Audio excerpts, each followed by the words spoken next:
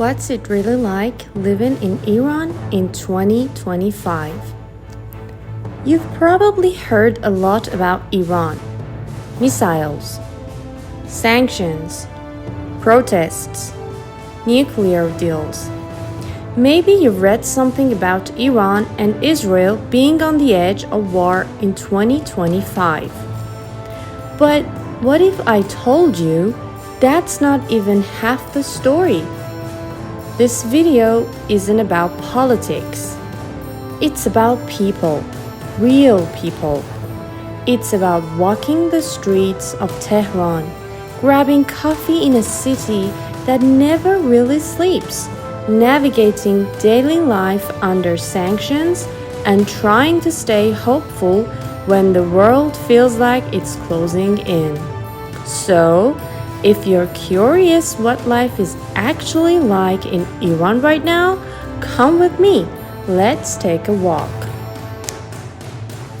Welcome to Tehran, a city of surprises. Tehran doesn't look like what you might expect. It's loud, crowded, fast, and chaotic, but it has rhythm, a heartbeat. The skyline is filled with mountains in the north and traffic in every direction. The streets are alive with color. Fruit vendors, flower shops, walls with Persian poetry, cafes with indie music, and scooters weaving through the crowd like they're in a video game. You might see a woman in a chador walking next to a girl in skinny jeans and sneakers. A man selling fresh pomegranate juice on one corner and a billboard for a luxury real estate company on the other. Yes, Tehran is full of contradictions, but that's what makes it fascinating. A day in the life. Imagine, wake up at 5:30 a.m., get ready for work. The water might be cold today, or maybe there is no gas pressure. You check your phone. Instagram is still filtered. Again, time for the VPN. You walk to the metro station. It's crowded. Everyone looks tired. University students, workers, artists, office ladies in colorful mantos, a little kid carrying a lunchbox with a Spider-Man on it. The metro is hot. Someone's playing music with a speaker. It's a remix of a Persian song from the 70s. You smile. Everyone pretends not to notice, but they all do. You get to work, scroll through news about fuel prices, then inflation, the news about another cyber attack. Your coworker jokes, "It's fine, we're still alive." After work, you grab a drink with a friend at a cozy little cafe.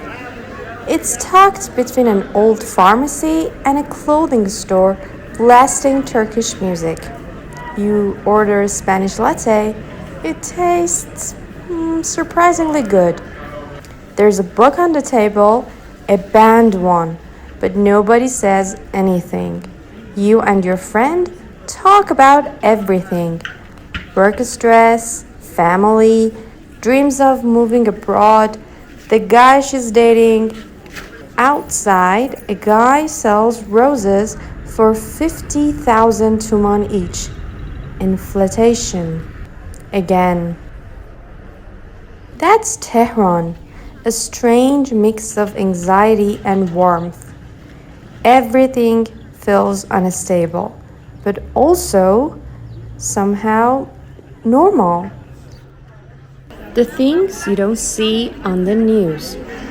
You probably don't see the rooftop parties, the laughter.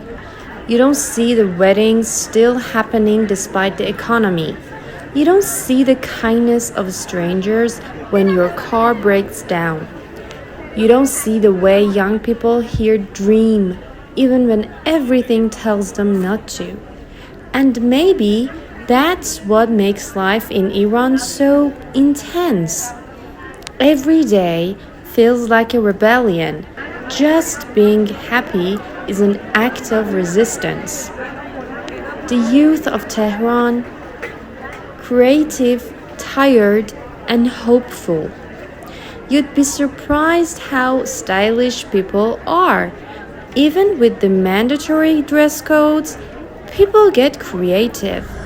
Muted colors, bold makeup, carefully layered scarves, custom sneakers. Fashion is silent expression. Young people here are incredibly online.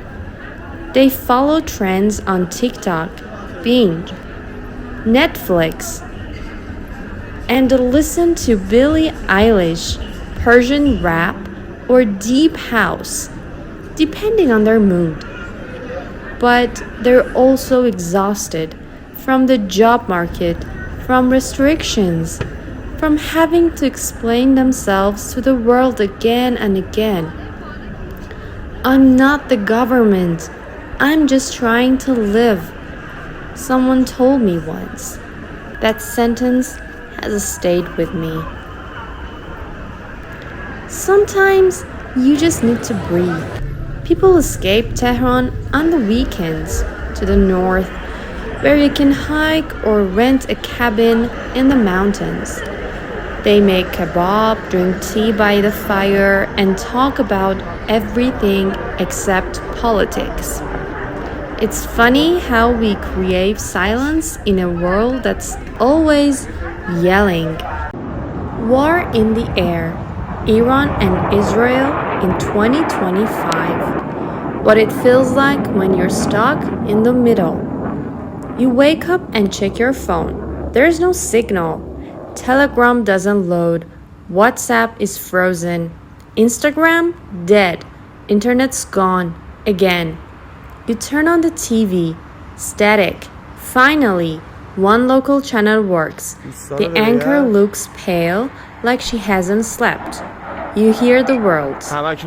Following recent attacks between Iran and Israel, emergency protocols are in place.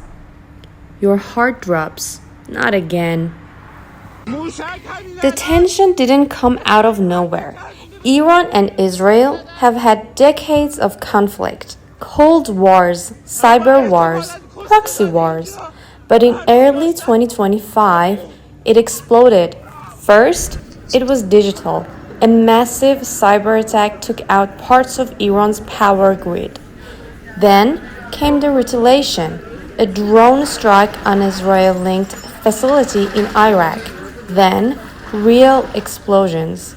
Rumors spread like wildfire. There was an airstrike near Isfahan.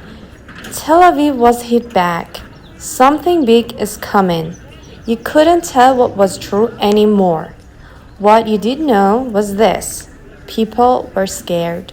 Really scared. And what it felt like in Tehran. The streets were quieter than usual. That never happens in Tehran. Shops started closing early. People rushed to fill gas tanks and buy canned food. Parents pulled kids from school.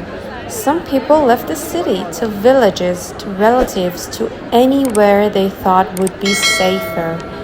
And others, they just kept living. Because what else can you do? One man at the bakery said, "If something happens, at least I'll die with fresh bread." People laughed nervously. That's what fear looks here. It hides behind sarcasm. The media versus reality. Meanwhile, international media showed angry crowds, burning flags, screaming leaders. They talked about escalation and nuclear threats, but they didn't show you the girl in her 20s who sat crying in a corner hugging her cat. The boy recording goodbye messages on his phone just in case. The mother who left her child's lunchbox untouched that morning because she had no appetite. They didn't show the human side because humans don't make good headlines. Faith, fear, and frustration. Some people turn to prayer, some to silence, some just collapse inside. You begin to feel helpless, powerless, trapped between two giants fighting a war you never asked for. You scream internally, why are we always the battlefield? A few weeks later, the attacks stopped. No official truce, no peace treaty, just silence. Both sides pulled back, maybe to avoid something bigger, but the damage was done. Trust was broken, fear stayed, prices went up, hope went down, and for the people, another scar, another chapter added to a book they never wanted to write. It's not just bombs and maps, it's not just soldiers and strategies, it's children wetting the bed again, it's grocery stores running out of rice, it's people crying in their cars where no one can see. And when the headlines move on, we're still here, living, trying to breathe again. Sanctions. What it feels like to be shut out from the world. You hear the word sanction and maybe think of politics, trade restrictions, nuclear deals. Sounds technical, right? But here, it's personal. Living under sanctions feels like the world has locked the door and thrown away the key. It's being told you don't get to participate. You can't download certain apps. You can't use international payment systems like PayPal or Visa. You can't subscribe to platforms like Spotify or Netflix without a VPN and some trickery. You can't even order something from Amazon. You're blocked, not because of who you are, because of where you live. Let's say you want to start a business. Maybe you're a graphic designer, a musician, a programmer. You've got talent, you've got internet access, you've got clients abroad who want to pay you. But how? You don't have a legal bank account that can receive foreign currency. Most platforms don't allow you to sign up with an Iranian IP. Even if you make money through crypto, you're always scared it'll get blocked or blacklisted. So you get creative. You borrow someone's Payoneer account, you use someone abroad as a middleman, you hide your identity online, pretend you're from another country just to survive. Imagine that, hiding who you are to get paid. Sanctions don't just hit luxury items, they hit people, especially the vulnerable. Medicine shortages are a constant fear. Maybe your dad needs heart medication. Maybe your sister has MS. Maybe your cousin was diagnosed with cancer. You go to 4 pharmacies, 5, 6, nothing.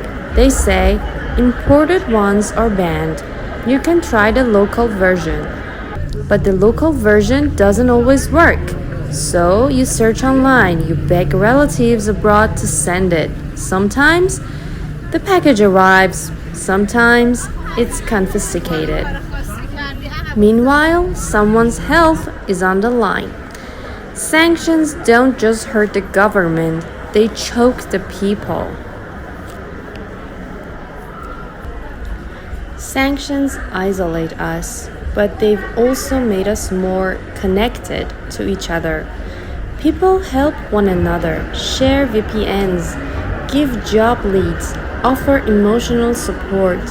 We've built underground economies, unofficial communities, support networks.